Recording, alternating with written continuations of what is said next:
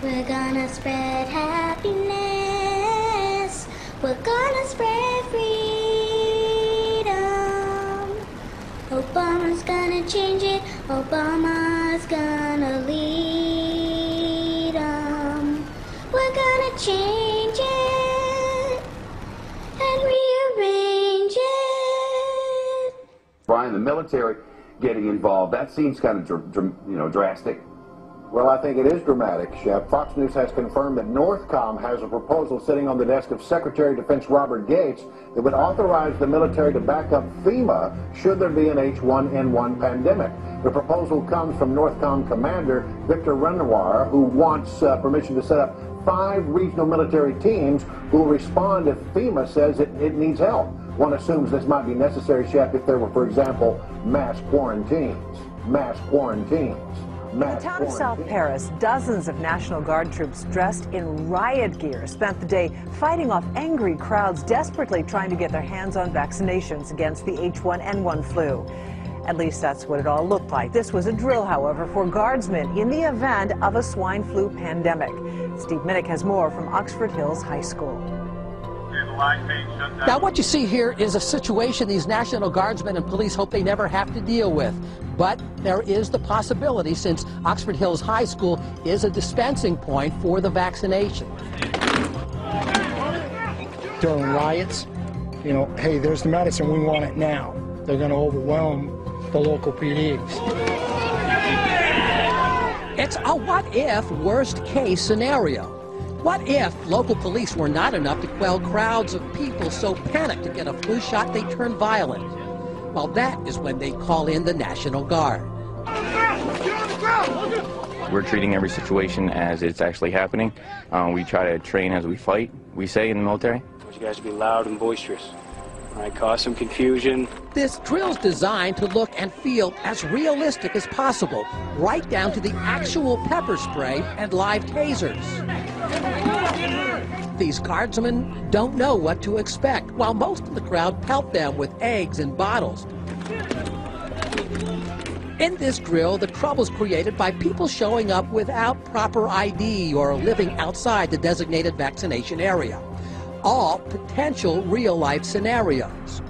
Ultimately, the Guard makes many arrests and is forced to shut this vaccination site down. Hopefully not real at all, but we will train just in case we are called up for something to happen. Now, they say this is not to suggest this is how they expect Mainers to react, but the bottom line, they say, these troops need to be prepared for anything. A mother of 3 is more concerned about the vaccination itself than the delay in its arrival. I would be more concerned about the safety than getting my kids vaccinated for something that I don't think is really necessary. I mean, I don't want to give them any more medication than I have to. The safety of the vaccine is like anything else. It's being tested right now. Can I sit here right now and guarantee you that it's 100% safe? No. But if H1N1 becomes a bigger threat, would you still be given a choice to take the vaccine? We don't force it on anybody. They have every right to keep their immunity low and possibly get sick and die from it. That's their God-given right, at least in this country. No, we're not going to force it. However, Dr. Grossman tells me the World Health Organization, or WHO, has raised the pandemic to a level 6. And according to a 2005 WHO document, under this level, public health officials would be empowered to force vaccinations, treatments, or quarantines.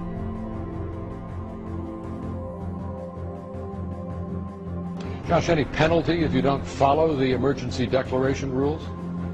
It can actually get to be a pretty severe penalty, because for each day someone didn't follow a rule, for example, if somebody was asked to be quarantined and they decided not to follow that, it could be a fine of up to $1,000 per day they didn't follow, and also up to 30 days in prison. And so how will the swine flu vaccine be offered? Will it be mandatory for people? What have you heard about that? Well, there was a conference here in Washington last week where we have two themes present. We have the research community, the medical community, saying, look, what we need to provide the public is good information and let them make the decision based on facts. We have the emergency community, the Homeland Security, Federal Emergency Management Agency people talking about forced vaccinations, forced quarantines, basically the politicians running the show instead of the people who are from the medical community and know much better about the threat of this particular influenza. Here is the International Swine Flu Conference PDF, and you'll see there it says Washington, D.C., and it says there that top leaders and key decision makers of major companies representing a broad range of industries will meet with distinguished scientists, public health officials, law enforcement officials, responders, and other experts to discuss pandemic prevention, preparedness, and response and recovery at the first International Swine Flu Summit. How exciting, isn't it? Conducting morgue operations. Why would you need to conduct morgue operations? Morgue as in people dying, killing people, as in people being put in the morgue? Yeah, that's what they're going to be discussing. Let me continue on. They're also going to be talking about mass fatality management planning. Look at concurrent breakout session number 2. Breakdown of public services utilities. Unwillingness to follow government orders. Wait, they're having a workshop discussion on you and me and how we're going to be unwilling to follow government orders? Wait a minute. Okay, so mass morgue planning, and then also in the same conference they're going to be planning on how to deal with the unwillingness of government orders. Sounds like a conference that I want to be a part of. Concurrent breakout session number 7.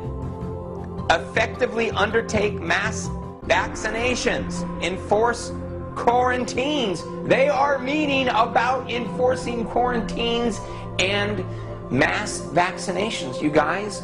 This is serious. And look, but this is one time. Forget the conspiracy. Listen to our government agencies. These guys are telling the truth. You know, there's no conspiracy here, folks. Just get your damn vaccine. All right. Thank you, doctor. Thank you.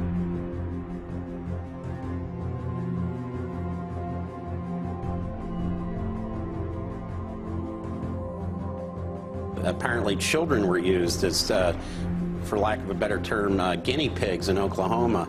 I know from talking to people in the research community, even scientists who helped develop the vaccine for smallpox are saying they're not going to take the vaccine and urging their friends and family not to take this vaccine either.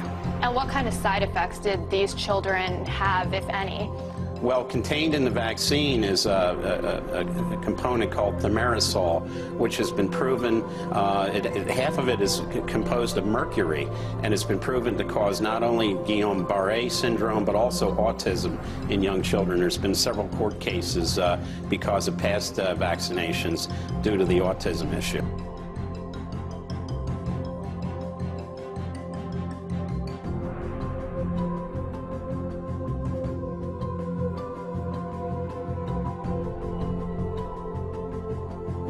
Do you understand the severity of what's happening? Power is knowledge. We need to be prepared.